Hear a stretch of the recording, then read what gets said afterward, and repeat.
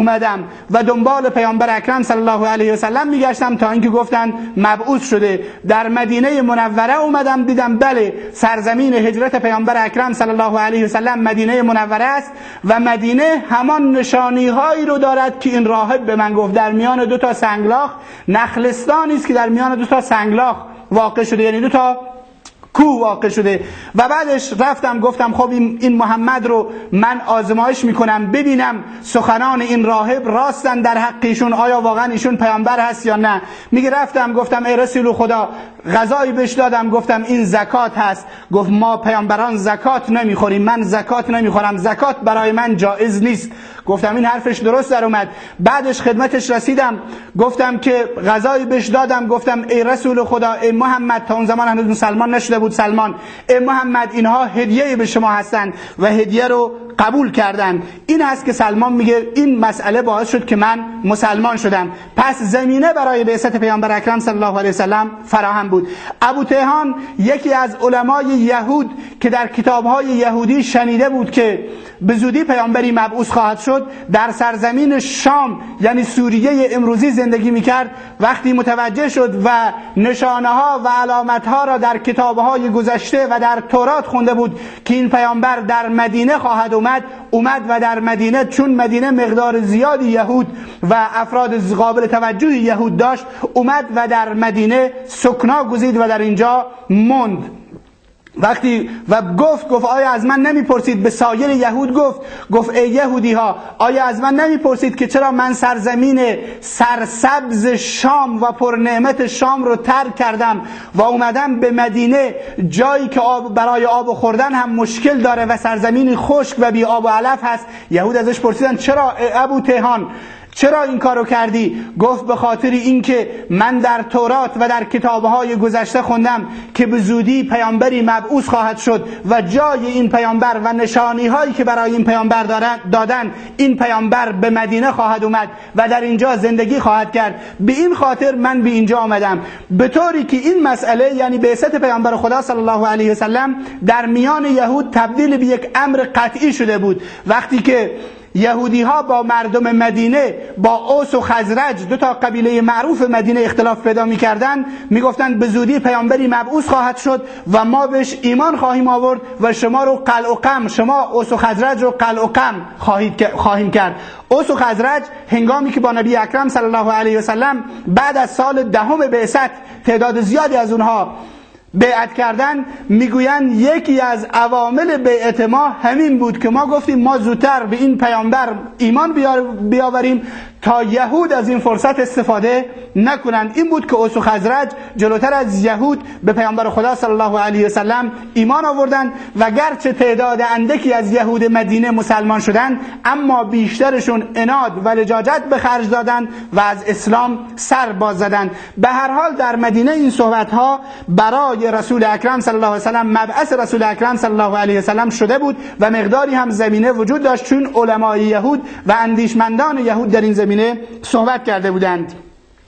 و وقتی که همچنین این سخن هرقل پادشاه روم این میرسونه که رومی ها هم اساسا این زمینه رو داشتن. وقتی که پیامبر اکرم صلی الله علیه و سلم در مدینه نامه هایی به پادشاهان مختلف نوشت و نامه‌ای به هرقل پادشاه روم نوشت، وقتی نامه رو بهش تحویل دادن، هرقل گفت انی کنت اعلم انه یبعث نبی، من میدونستم که به زودی پیامبری مبعوث خواهد شد، اما ما کنت اظن انه فیکم، این گمان رو نداشتم که این پیامبر در میان شما عرب ها باشه. به هر حال مجموع این مسائل اینو نشون میدن که پیامبر خدا صلی الله علیه و آله و سلم زمینه برای بعثتش تا حد زیادی در میان مردم فراهم بود. از طرفی ظلم و ستم و شرک و بت پرستی رواج پیدا کرده بود، از طرفی به هر حال در همون آموزش های تحریف شده یهود و نصارا صحبتی از پیامبر اکرم صلی الله علیه و سلم و مبعوث شدن پیامبر اکرم صلی الله علیه و آله و سلم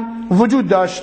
بعد از اون وقتی که پیامبر اکرم صلی الله علیه و آله و سلم به سن 40 سالگی نزدیک گردید، یکی از چیزهایی که پیامبر میدید خوابهای صادق و خوابهای راستینی بودند که پیامبر اکرم میدیدند. عایشه صدیقه رضی الله تعالی عنها در حدیث صحیحی میفرمایند ما کان یرا رؤیا الا جاءت مثل فلق الصبح او کما قال. میگه پیامبر اکرم صلی الله علیه و آله و سلم قبل از مبعوث شدنش هیچ خوابی رو نمیدید مگر اینکه مانند روز روشن تعبیر میشد. یعنی پیامبر خدا صلی الله علیه و سلم شب خواب میدید و صبح مثل اون خوابی که دیده بود اتفاق میافتاد. ابتدای بعثت پیامبر اکرم صلی الله علیه و سلم با خوابهای صادق شروع شد و همینطور در این زمان پیامبر اکرم از آنچه که در جامعه مکه میگذشت، از شرک و بت پرستی که وجود داشت، ظلم و ستمی که انجام میگرفت، خسته شده بود. ما در جلسات گذشته گفتیم که هرگز پیامبر خدا بت پرستی رو قبول نداشت، بت پرستش نمیکرد، شراب نمیخورد، کارهای جاهلی که مردم مکه انجام میدادند، نذر و نیازی که برای بت‌هایشون میکردن، ذبح و قربانی که سر قبرهای اولیا و بزرگانشون انجام میدادن، پیامبر اکرم صلی الله علیه و سلم این کارها رو نمیکرد، از این چیزها بیزار بود. به این خاطر در این مرحله از حیات مبارک خلوت و گوشه نشینی برای پیامبر اکرم صلی الله علیه و سلم محبوب و دوست داشتنی شده بود. پیامبر از جو موجود، فضای اجتماعی شرک و کفری که در جامعه حاکم بود خسته بود. در نتیجه طبق حدیثی که عایشه صدیقه رضی الله تعالی عنها روایت میکند در صحیح بخاری، میگوید پیامبر خدا به غار حرا در قسمت شمال غربی مکه مکرمه میرفت و در اونجا روزهای متعددی رو باقی میموند و با راز و نیاز و عبادت و پرستش پروردگارش میپرداخت و در زمینه خلقت فکر میکرد.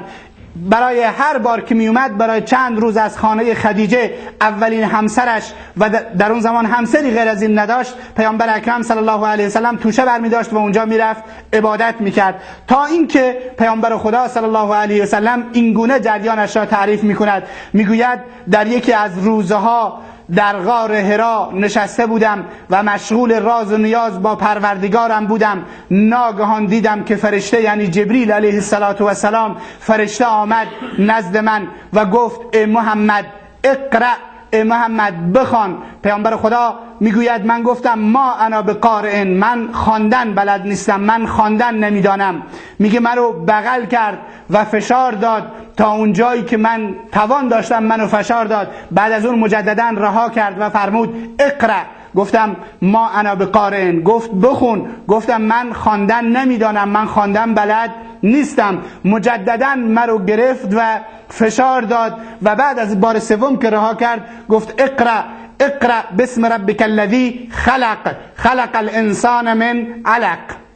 میگه بار سوم وقتی که منو گرفت و فشار داد، آیات اولیه این سوره علق یا سوره اقرأ بر نبی اکرم صلی الله علیه و آله و سلم نازل شدند. پیامبر میگه من از این وضعیت دچار وحشت کردم، نمیدونستم چه اتفاقی دارد میافتد.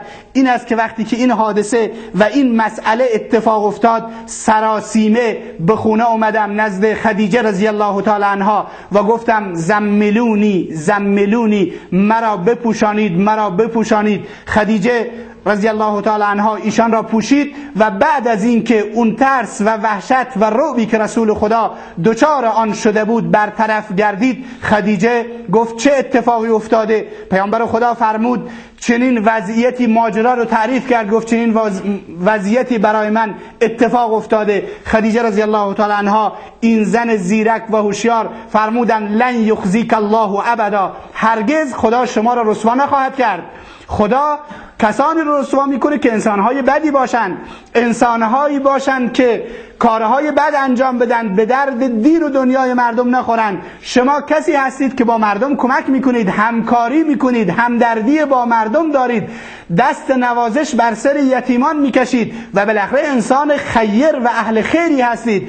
چنین انسانی که این ویژگی ها رو داشته باشه، خدا اون رو رسوا نخواهد کرد. شما فکر نکنید که این حادثه بدی است. این است که خدیجه رضی الله تعالی عنها به رسول خدا پیشنهاد فرمود که بیایید تا شما را نزد عمویم ورقه ابن نوفل ببرم. ورقه ابن نوفل کسی بود که در دوران از قریش بود که در دوران جاهلیت و در دوران شرک به دین نصرانیت علاقه پیدا کرده بود و نصرانی شده بود و آشنایی با تورات و انجیل و کتاب‌های آسمانی داشت و خواندن و نوشتن بلد بود. این است که خدیجه محمد صلی الله علیه و آله و سلم رو نزد ورقه ابن نوفل برد. وقتی که اونجا برد و ماجرا را برایش تعریف نمود، ورقه ابن نوفل گفت سوگند به خدا که این همون ناموسی است که بر انبیای گذشته نازل شده. این شخصی که نزد شما اومده همون شخصی است که بر انبیای گذشته نازل شده و شما پیامبر این امت و نبی این امت هستید.